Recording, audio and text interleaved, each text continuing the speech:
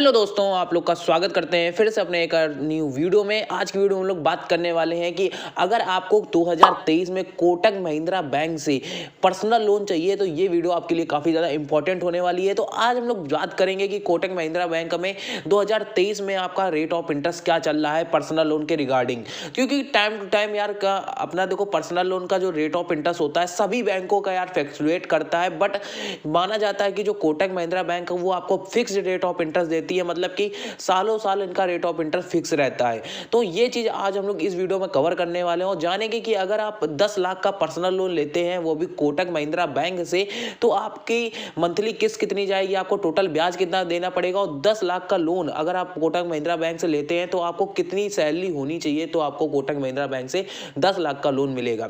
5 लाख का भी जानेंगे, 10 लाख का भी जानेंगे, जितना अमाउंट होगा उसके हिसाब से हम लोग पूरी बात करने वाले हैं। तो वीडियो बहुत ही ज़्यादा इंटरेस्टिंग होगी, तो वीडियो में लास्ट तक बने रहिएगा। वीडियो में आगे बढ़ने से पहले अगर आपने हमारे चैनल देसी डिटेल्स ओनली को सब्सक्राइब नहीं किया तो प्लीज़ यार सब्सक्राइब कर लीजिए। यहाँ पे आपको फाइनेंस से रिलेटेड वीडियो पर डे मिलती रहती है।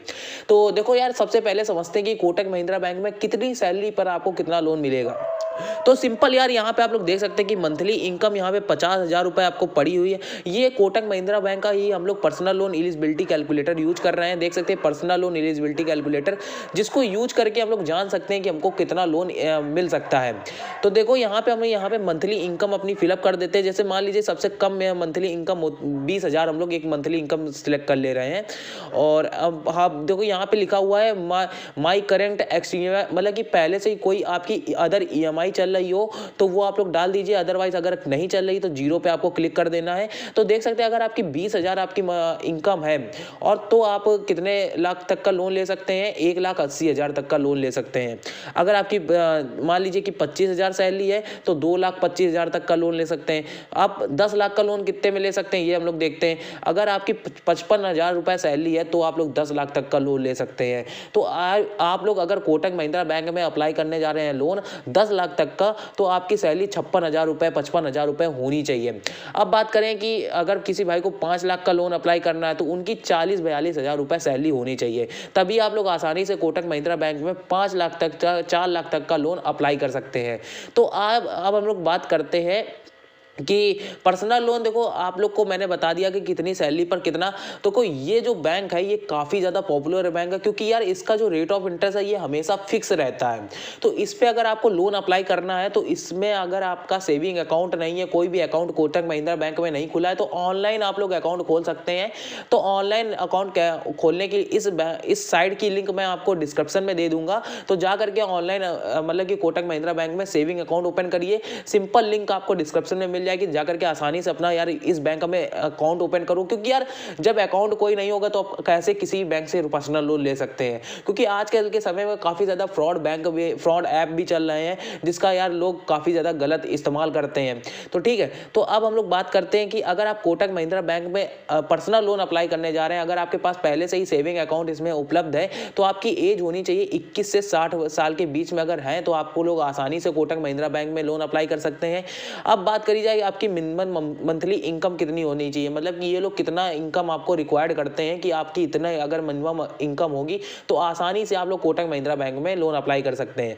तो अगर आप मिनिमम आपकी मंथली इनकम 20,000 रुपये है तो आसानी से आप लोग यहाँ पे कोटक महिंद्रा बैंक में लोन अप्लाई कर सकते हैं। अगर आप देख सकते हैं कि अगर आपकी 20,000 रुपये मंथली इनकम होती तो आपको कितना लोन पर्सनल लोन मिल रहा है, 1,80,000 रुपये।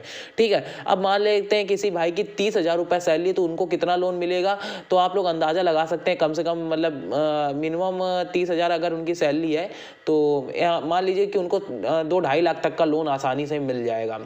तो आपकी सैलरी के ऊपर काफ़ी ज़्यादा डिपेंड करता है। तो इन्होंने मिनिमम सैलरी 20,000 रुपये रखी। अगर आपकी 20,000 रुपये मिनिमम सैलरी है तो आसानी से आप लोग कोटक महिंद्रा बैंक में लोन अप्लाई कर सकते हैं। मिनिमम एजुकेशन क्वालिफिकेशन आप लोग ग्रेजुएट तो होने चाहिए, ठीक है। और वर्क एक्सपीरियंस आपके पास, अगर कोई भी आप किसी भी कंपनी में, प्राइवेट कंपनी में काम करते हैं, अदरवाइज अगर आपका कोई पहले से बिजनेस है तो एटलीस्ट आपका 1 ईयर्स का एक्सपीरियंस होना चाहिए। 1 ईयर्स का आप लोग को प्रॉफिट एंड लॉस का स्टेटमेंट भी दिखाना पड़ सकता है इस चीज़ों में।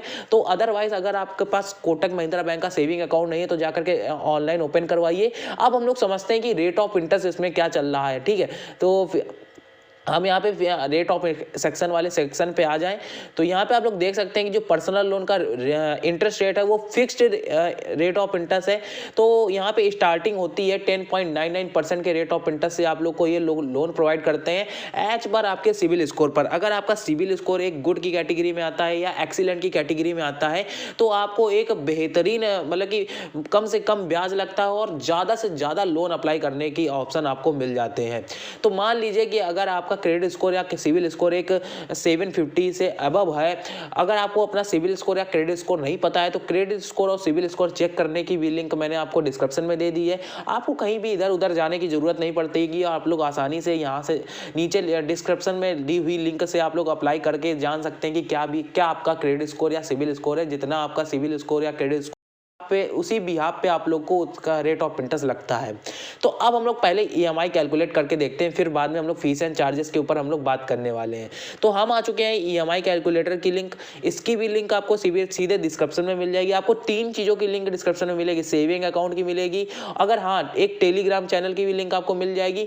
ठीक है, तो वहाँ पर अगर आपको कोई भी क्वेश्चन करने हो तो वहाँ पर जाकर के आप लोग हम लोग को ढेर सारी बातें कर सकते हैं। देखो आपसे रिलेटेड सारी चीज़ें आपको डिस्क्रिप्शन में मिलेंगी, कोई भी फालतू लिंक नहीं मिलेगी। ये वीडियो देखो, वो वीडियो देखो, कोई ये सब फलाना ढिमकाना आपको कुछ नहीं देखने को मिलेगा। सीधे जो आप लोग की जर्नल बातें होती हैं, जो आप लोग जर्नल चीज़ें पूछा करते हैं, उसी की रिलेटेड वीडियो हम लोग ने सारी चीज़ें वहाँ पे लिंक शेयर करी है। तो सिंपल इस ईएमआई कैलकुलेटर की भी लिंक आपको डिस्क्रिप्शन में मिल जाएगी। तो यहाँ पे आने के बाद देखो कैसे इसको हम लोग मंथली ईएमआई कैलकुलेट करते हैं, उसकी भी हम लोग यहाँ पे बात करते हैं। तो यहाँ पे आने के बाद आपको सीधे home loan, personal loan, car loan देखने को मिलेगा। तो पर्सनल लोन सिलेक्ट कर लेना है। अब हम लोग एक मिनिमम अमाउंट, मतलब कि आप लोग देख सकते हैं कि 5 लाख का अमाउंट आप लोग तभी ले सकते हैं अगर आप 40,000 रुपए की आप लोग की सैलरी होगी। तो हम लोग पहले 5 लाख का लोन लेकर के 11% के रेट ऑफ इंटरेस्ट से देखते हैं, मतलब कि एक मिनिमम रेट ऑफ इंटरेस्ट ले लेते हैं 11% का। आप लोग जो रेट ऑफ इंटरेस्ट डालिएगा वो अपना सिविल स्कोर चेक करके ही डालिएगा। हमने यहाँ पे एक मिनिमम रेट ऑफ इंटरेस्ट दे दिया है, जो starting rate of interest 10.99% means 11% हमने एक रेट ऑफ इंटरेस्ट उठा लिया है। आप लोग जो रेट ऑफ इंटरेस्ट डालिएगा वो अपना चेक कर लीजिएगा, सिविल स्कोर चेक कर लीजिएगा। सिविल स्कोर चेक करने की लिंक डिस्क्रिप्शन में मैं बार बार बोल रहा हूँ। कोई भी यार अदर देखो साइडों का यूज ना किया करिए जिसमें आप लोग को फंसा दिया जाता है। मैं जो भी चीज़ रिकमेंड करता हूँ वो पूरी 100% प्रूफ होती है, आप लोग का कोई सारा डेटा सिक्योर रहता है। ठीक है, तो काफ़ी समय से जो भाई लोग जुड़े हुए हैं मुझसे, वो लोग जानते होंगे कि कोई भी भैया से प्रॉब्लम नहीं होती। और सारे क्वेश्चंस के आंसर मैं देता हूँ। टेलीग्राम चैनल की भी लिंक आपको डिस्क्रिप्शन में मिल जाएगी। अगर आप यहाँ पर बात करी जाए कि ईएमआई कैलकुलेटर पर आने के बाद अगर आप 5 लाख का लोन 11% के रेट ऑफ इंटरेस्ट से 5% के 5 सालों के लिए लेते हैं तो आप लोग देख सकते हैं कि आपका जो मंथली ईएमआई बनेगा वो 10,871 रुपए बनेगा, जिसमें आपको जो टोटल ब्याज देना पड़ेगा वो देना पड़ेगा 1,52,271 रुपए। और जो आपको टोटल पेमेंट करनी पड़ेगी प्रिंसिपल प्लस इंटरेस्ट रेट मिला करके वो 6,52,271 रुपए करनी पड़ेगी मेरे भाई। ठीक है, अब मैं बता दूं कि जो ये 5 लाख का अमाउंट है, ये 11% के रेट ऑफ इंटरेस्ट से 5 सालों के लिए ले रहे हैं, तो आपका ब्याज देख सकते हैं कि इतना 1,52,000 रुपए लग रहा है। इसी जगह अगर मैं और मंथली किस्त आप लोग देख सकते हैं 10,000 रुपए, 10,871 रुपए जा रही है। इसी जगह अगर मैं 10 लाख का लोन 11% के रेट ऑफ इंटरेस्ट से 5 सालों के लिए लेता हूं मेरे भाई, तो आप लोग देख सकते हैं कि 21,742 रुपए आपकी मंथली किस्त जाएगी, जिसमें आपको जो टोटल ब्याज देना पड़ेगा 3,04,545 रुपए का आपको टोटल ब्याज देना पड़ेगा। जहां आपका देख सको 5 लाख का लोन ले रहे थे और आप 5 सालों के लिए अब 10 लाख का लोन ले रहे हैं, तो 5 सालों के लिए तो देख सकते हैं रेट ऑफ जो टोटल ब्याज है वो तुरंत डबल हो जा रहा है, जिसमें आपकी जो टोटल पेमेंट बन रही है प्रिंसिपल प्लस इंटरेस्ट रेट मिला करके वो 13,04,554 रुपए बन रही है। टोटल जो ब्याज है वो ऑरेंज वाले सेक्शन में आप लोग देख सकते हैं, ये जो आपका सर्कल वाला ग्राफ है ये 23% लग रहा है।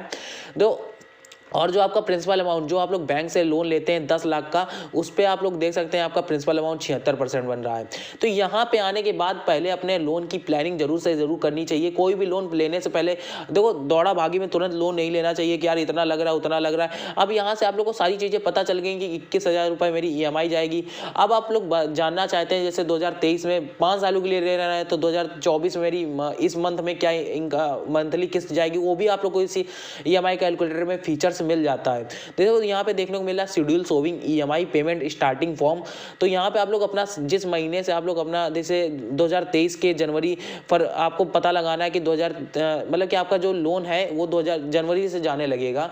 तो 2023 के जनवरी से आगे आने वाले 2027 के जनवरी तक का पूरा डेटा आपको पूरा इन डेप्थ में क्लियर होगा।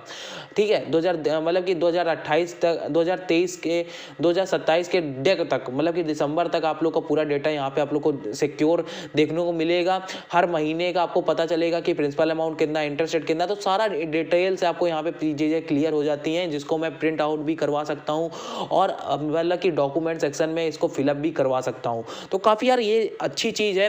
तो इस EMI कैलकुलेटर की लिंक सिंपल मैं डिस्क्रिप्शन में दे दूंगा। तो मैंने आप लोग को बताया कि अगर आप कोटक महिंद्रा बैंक में लोन अप्लाई करने जाएंगे, कितने लाख का, अगर 10 लाख का लोन अप्लाई करना है तो कितनी सैलरी होनी चाहिए, 2 लाख का अप्लाई करना है तो कितनी सैलरी होनी चाहिए, 5 लाख का करेंगे तो कितनी सैलरी होनी चाहिए, सारी चीज़ें बताई। एलिजिबिलिटी क्या लगेगी वो बताया। कोटक महिंद्रा बैंक में अगर आपको लोन अप्लाई करना है तो पहले आपका सेविंग अकाउंट ओपन होना चाहिए, तो सेविंग अकाउंट ओपन होने की लिंक भी डिस्क्रिप्शन में दी। फिर हम लोग ने बात करें कि रेट ऑफ इंटरेस्ट आपको कितना लगेगा, तो रेट ऑफ इंटरेस्ट भी आप लोग को एक आपके सिविल स्कोर पर डिपेंड करता है। तो अगर आपको सिविल स्कोर भी नहीं पता तो उसकी भी लिंक डिस्क्रिप्शन में दी। फिर हम लोग ने मंथली किस्त जाना, टोटल ब्याज जाना और आपको कितना पेमेंट करना पड़ेगा टोटल बैंक को वो भी जाना। तो उसके EMI कैलकुलेटर की भी लिंक आपको मैंने डिस्क्रिप्शन में दे दी।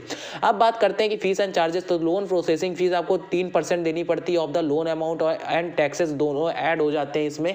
अगर आप देखो 10 लाख का लोन ले रहे हैं तो 10 लाख में आपकी 3% आपकी प्रोसेसिंग फीस कट जाती है। स्टैम्प ड्यूटी चार्जेस देने पड़ते हैं आप लोगों को। ओवरड्यू EMI इंटरेस्ट देना पड़ता है 3% per month. Overdue EMI interest मतलब कि अगर आपने कभी भी आपकी EMI लेट हो जाती है, जैसे 1 तारीख को जानी है तो 10 तारीख को जा रही है, तो उस महीने आपको 3% ज़्यादा इंटरेस्ट देना पड़ेगा। अगर हर महीने आपकी लेट होती है तो 36% आपको पूरे साल का लेट पेमेंट चार्जेस देने पड़ते हैं। तो कलेक्टेड चार्जेस आपको ये 150 रुपये लगते हैं। EMI बोनस चार्जेस 500 रुपये लग जाते हैं। स्वैप चार्जेस 500 रुपये लगते हैं। तो ये फॉरक्लोजर चार्जेस भी आप लोग को 4% के प्रिंसिपल आउटस्टैंडिंग अमाउंट के साथ लगता है। प्रीपेमेंट चार्जेस भी आप लोग को INR के अकॉर्डिंग लग जाता है। तो ये सारी चीज़ें यहाँ पे फीस एंड चार्जेस को ही हम लोग ने कवर किया। आई होप आपको ये वीडियो पसंद आई होगी। वीडियो पसंद आई तो प्लीज़ यार भाई के चैनल को सब्सक्राइब कर लो। और यहाँ पे अगर आपने को कोई भी क्वेश्चंस करने हो तो टेलीग्राम चैनल की लिंक आपको सिंपल डिस्क्रिप्शन में दे दूंगा, वहाँ पे जाके मुझे फॉलो कर लीजिए। वहाँ पे कोई भी क्वेश्चंस करने हो सारे क्वेश्चंस के आंसर आपको इन डेप्थ में मिलने वाले हैं। तो मिलते हैं किसी और धमाकेदार वीडियो के साथ, तब तक के लिए गुड बाय, जय हिंद, जय भारत।